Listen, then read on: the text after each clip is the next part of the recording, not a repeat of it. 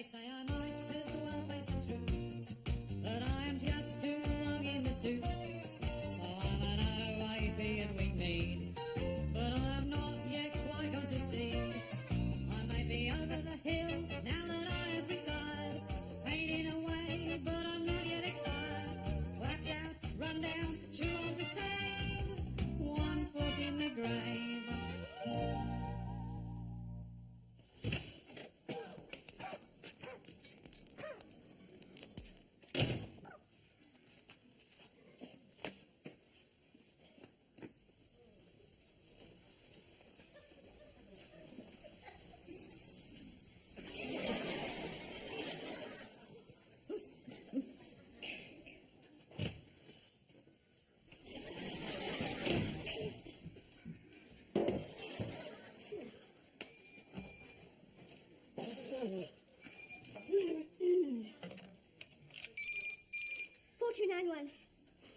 Oh, hello, Jean.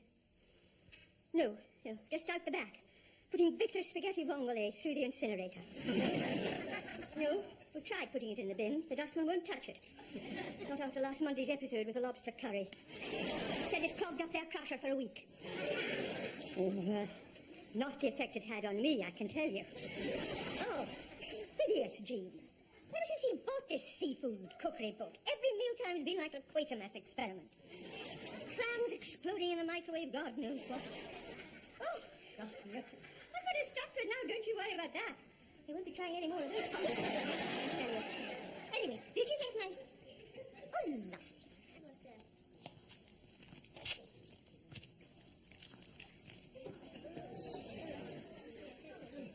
I should you breathe the next time I see you.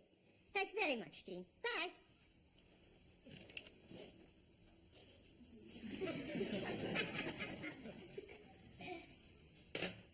Oh, for God's sake! No, Victor, now I've told you. Where did you fish this back out, for goodness sake? I've told you I am having no more of it. We're just going to do a little bit of poached salmon for lunch. Nothing complicated. Nothing that's going to smell. That's what you said about the squid and Stilton sauce, and they had half the road up outside looking for a gas leak. Just leave it alone and go and read your newspaper before I go off my rocker. And anyway, you won't be wanting much lunch if you're having your meal with Patrick tonight. Don't remind me. And you're not backing out of it, so don't start that. Now that Pip and I finally got you to the negotiating table, you can have a nice bottle of wine between you and start behaving like a couple of grown-up human beings for a change. Do you hear me? Look at these socks on inside out. Do you hear me?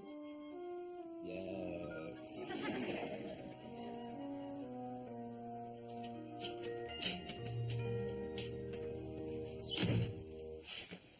Never again. As long as I live. What's happened here? Another bloody power cut.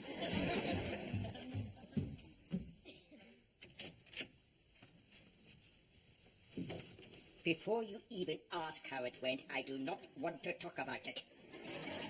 I've never been so humiliated all my natural-born days. Do you know what happened when we got there? Yes, well, I don't want to talk about it. Bloody Armenian restaurants, not one of them spoke a word of English. Can you believe what they did? Margaret, are you asleep? Good, but I don't want to talk about it.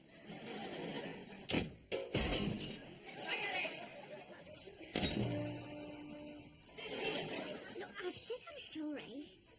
In any case, whose idea was it to pick an Armenian restaurant in the first place? Yours. Oh, was it? And correct me if I'm wrong, but it was you that rang up and asked for a nice intimate little table where two people could be alone together to discuss some personal affairs. I can't remember if I used those words exactly. Well, whatever words you used, one fact remains, doesn't it? The entire staff and management were under the hideous impression that Mr. Melger and I were secret lovers. Hypothesis so grisly it fair curdles the blood. Bad enough when they brought us one bowl of soup with 2 spoons. Though, strangely, the full horror of the situation didn't become clear until the next course, when a long complimentary sausage arrived at the table. We were then forced to nibble from each end until our lips met in the middle, like Lady in the Tramp. Why did you say something?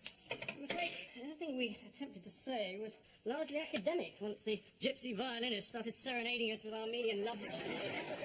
It would have been cruel just to tell him to bugger off. So we told him to bugger off. I don't know. There's always something, isn't there? Yes. Although, for maximum embarrassment, it would be hard to top the moment when the waiter came over and in front of the entire restaurant, I can only assume he was attempting to say, "Do you both love pork?" And not as it came out in his mangled English, "Do you both have sex with pigs?" We did attempt to leave at that point. Not before they'd forced us to pose for some romantic photographs, holding hands across the table. Oh, that's quite sweet, really. Quite sweet. Have you taken leave of your senses? 30 people in that restaurant tonight think Victor Meldrew and I are sleeping together. 6 inches of brick wall, that's all that's separating us. Well, thank God for a couple of days in the country at your brother's place. What time's he expecting us on Friday? He's coming round in the morning for coffee. I said we'd firm up the arrangements then. Shudder to think what dreams I'm going to have tonight. About that sausage.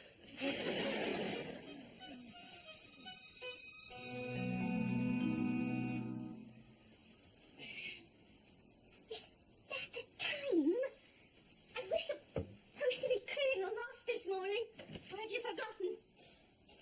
That few days' disruption to look forward to, haven't we? What the hell's been going on in here? Oh, Victor,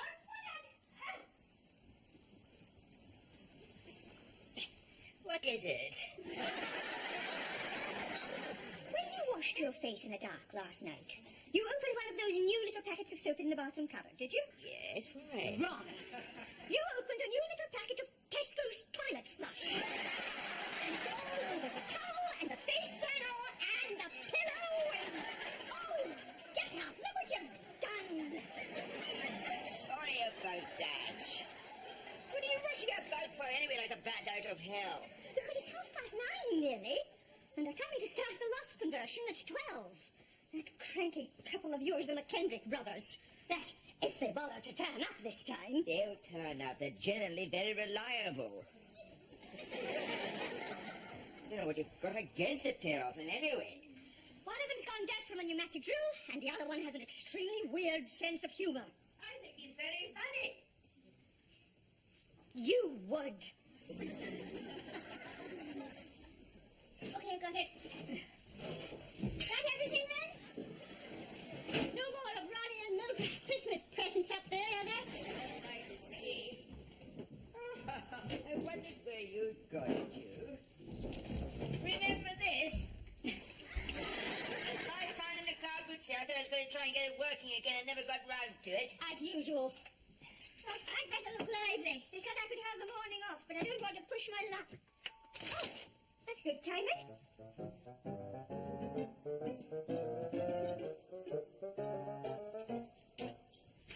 Morning, Mrs. Meldrew. Bit parky out there today, that's a fact. Yes, you'll go straight up.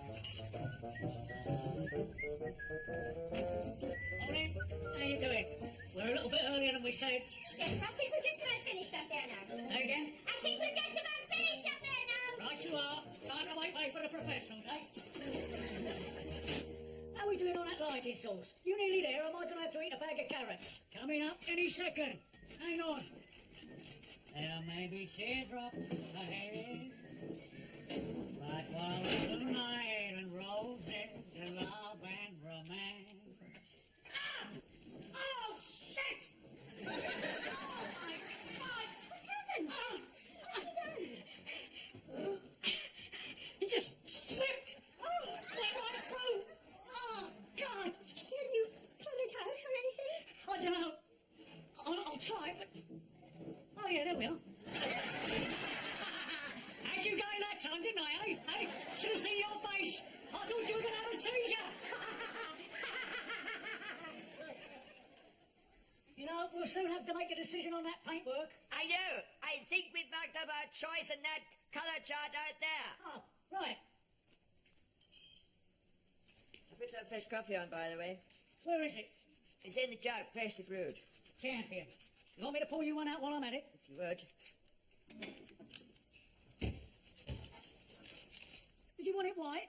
No, Magnolia, I think, is what we're both deciding. I'll get that ordered up for you. There you go. It may be a bit full. Thanks very much, that's fine. Ha ha ha!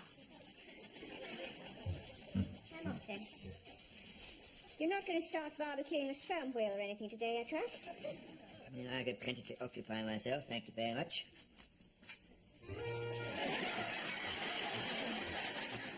Yes, evidently.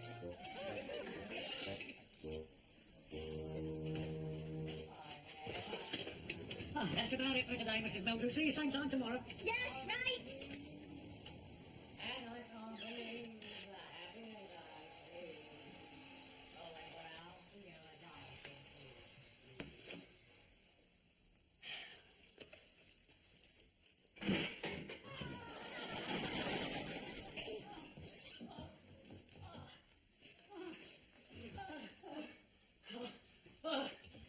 well, you're I just caught one of those bloody timbers on my head. Oh, Oh, yeah. must have been a nail sticking out or something. Oh, shit! You did better than that. It doesn't even look like real blood. Mrs. Mildred, I'm not joking this time. I think I need an ambulance. Seriously. Utterly pathetic. Oh, God. Here, sit down. I'll go and see if we've got some bandages. Thank you. But you needn't bother. I'll use one of these. Oh, come on. Come on. That was a good one. You've got to admit. Here, this is the same stuff they use on Casualty. There's a place in London. You can write off for it. I don't think that's even remotely funny, Mr. McKendrick. I think it's sick. Twice in a row I better now. She went white as a sheet.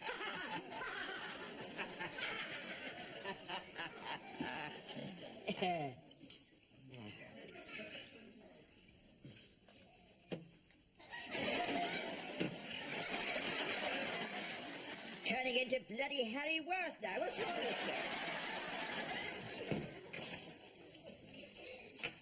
What's that? I didn't know you'd been to the bank today. Haven't been to the bank. 46, 80 pounds. I've been to the grocer on the corner. And I found this on the floor by the crisp boxes. Why did you hand it in? What? To Dodgy Douglas? Who takes 3 Smarties out of every tube so that he can make one extra one? Well, he'd just pocket it for himself, wouldn't he? Well, you're going to go to the police with it then? Oh, nobody's going to go in and ask if someone's handed in...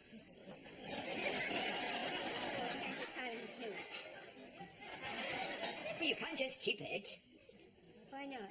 It might belong to a little old lady, an old age pensioner or something. No, there's a receipt folded up inside for a meal at the Peking Palace. Oh, anybody who can afford to eat there isn't going to miss £80. And I'm hanging on to it. And if you don't like it, you can lump it. The pair of you. I just think... The pair of us? In you come, that's the ticket. Yes. Now, up you go. Come on, up. There we are. You're getting the hang of it now, aren't you? Yes.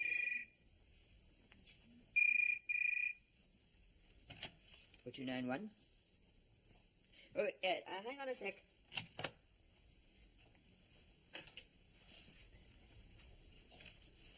Yes. How do you spell that? Yeah. Yeah. Yes, thank you very much indeed. That's a big help. Thanks. Bye.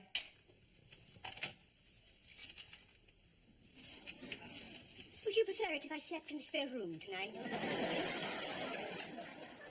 What's it into you since you came back from work tonight? You think? I take it that was them then ringing back. The Peking Palace. Yes, I told you it'd be easy enough to trace. You just checked the bill against Friday night's table reservations and turned out to be a chap called Crooker, apparently. Lives outside town at Cuttleswood. I thought I might pop it over to him tomorrow night after going to Sainsbury's. Oh, did you? Fine. Well, it's only right, isn't it? I mean, it is his money. Yes. Well, you better get ready for bed. If you want me, I'll be in the bathroom sandpapering my breasts.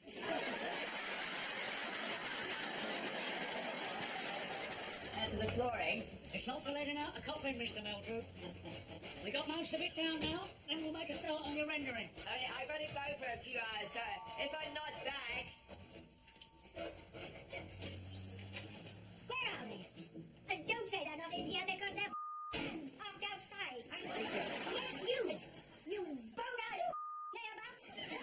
Weeks ago you were supposed to come and finish off my fence, and I am still waiting! You're good. Don't think you will.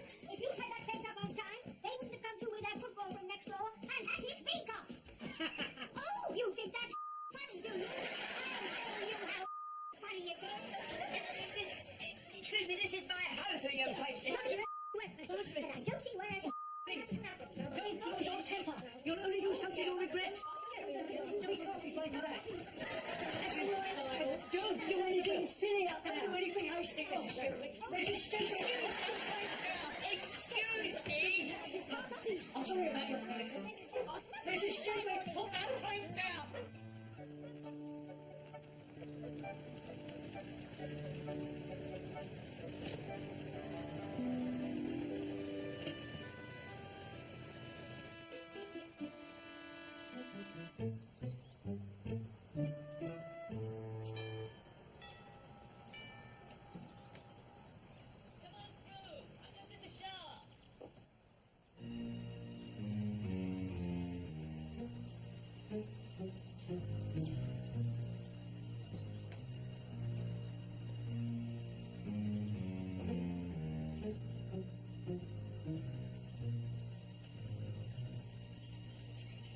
Everything all right out there?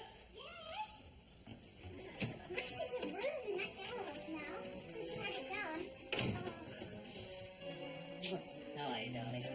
Relieved, as ever, to get away from that man. I think it's really that bad between you and him. I don't know how much longer we're going to last, the way things are going. Ah, well, you're here now, and we're in for the night. So let's shut the rest of the world out, shall we? And get you upstairs. Oh, I know what I meant to ask you. When I was around your place yesterday, I didn't drop any money at all, did I? I didn't see any. There we are. I thought we'd eat about 8:30, if that's okay with you. Give you time to settle in, freshen up. You'll never know, Geoffrey, what it feels like to be in a normal house. And a man isn't going to suddenly start abseiling past your windows, start bollock naked. What a stench of braised octopus drifting over your fence. In fact, when we left this afternoon, I think there was some form of geriatric acid house party going on. People effing and blinding about pelicans. You just have to be there to believe it.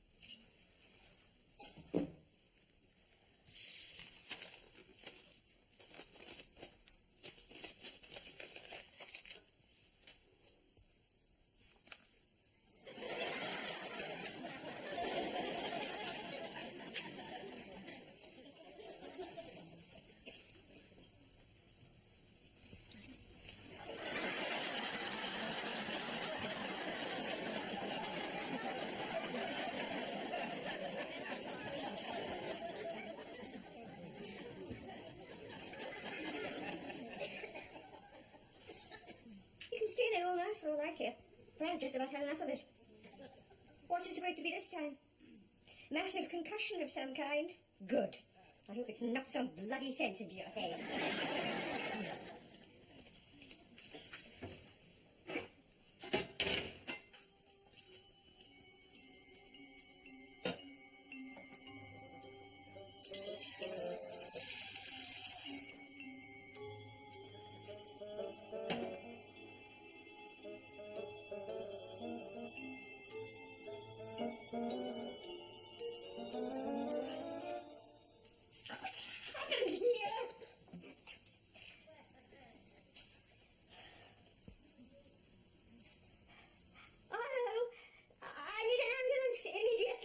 That's very kind, Mrs. Mildred.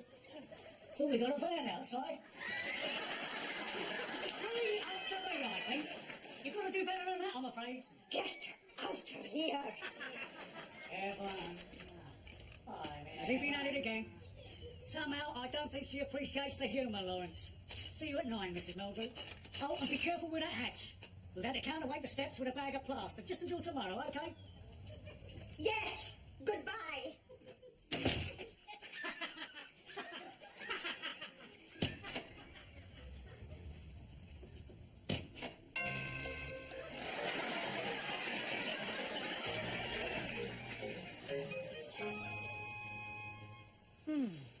This is a life.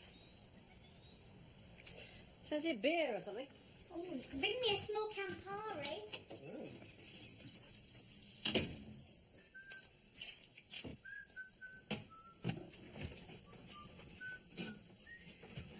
Glasses, glasses.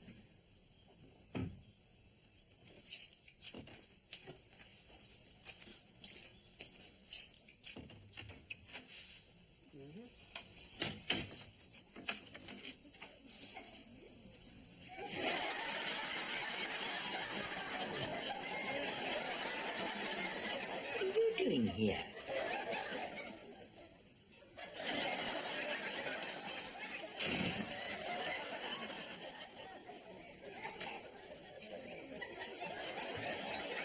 Come on, then. He's in the larder. What? He's downstairs in the larder. Who is? Who? Well, who else would be in your brother's larder at this time of night sitting on a bag of potatoes? Mr. Meldrew. Some sort of Joe. Metaphysically speaking, I suppose. Yes. But the temerity to ask me what I was doing here. Suppose, come I think, to bring in some form of contract killer. Why don't they still advertise him in People's Friend?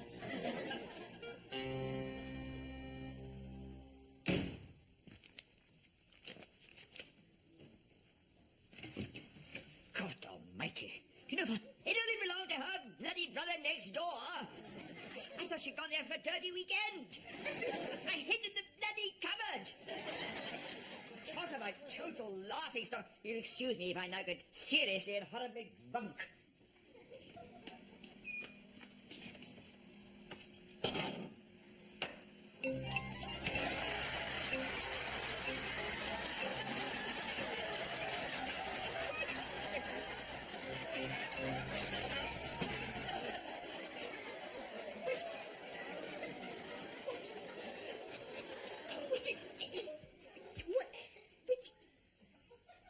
What's the matter with you? Got a splinter in your tongue? What did splinter in my tongue? Why on earth would I have a splinter in my tongue? I've no idea. I don't believe you could do a thing like this. Shame, isn't it? When someone has a mind of their own. When you can't control everything they do. Like nice little dumb blondes. It's only a lump of wood, Margaret, that's all it is. That hasn't stopped you groping and prodding her and sticking your head up her skirt for the last bit. Have you gone stark raving mad? Yes, probably. I wouldn't be surprised. I mean, that's what happens when you get to my age. You're not fit for anything anymore. Yes, I would think that would just about explain it, wouldn't it? Explain what? Why I've lost my job.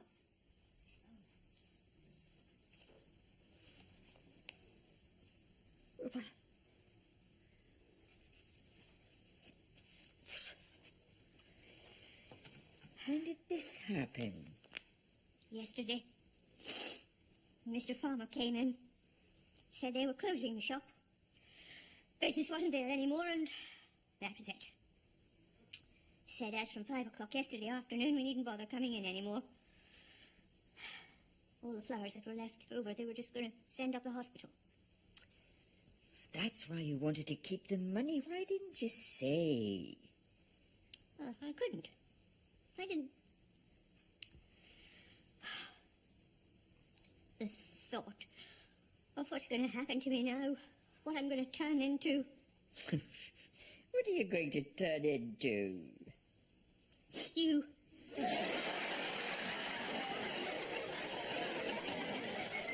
Struggling to fill up my days with mad cookery recipes and playing with dolls.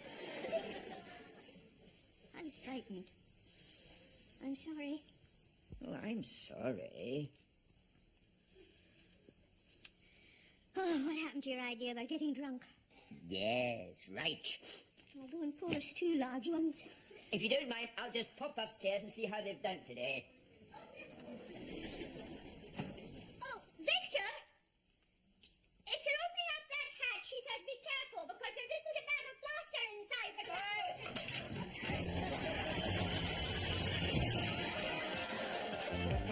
They say I might as well face the truth, but I'm just too wrong in the tooth. I started to deteriorate, and now I've passed my own sell-by date. Oh, I am no spring chicken, it's true. I have to pop my teeth into chew, and my old knees have started to knock. I've just got too many miles on the clock, so I'm a wrinkly, crinkly, set in my ways. It's true that my body has seen better days, but give me half a chance and I can still misbehave. 1 foot in the grave, 1 foot in the grave, 1 foot in the grave.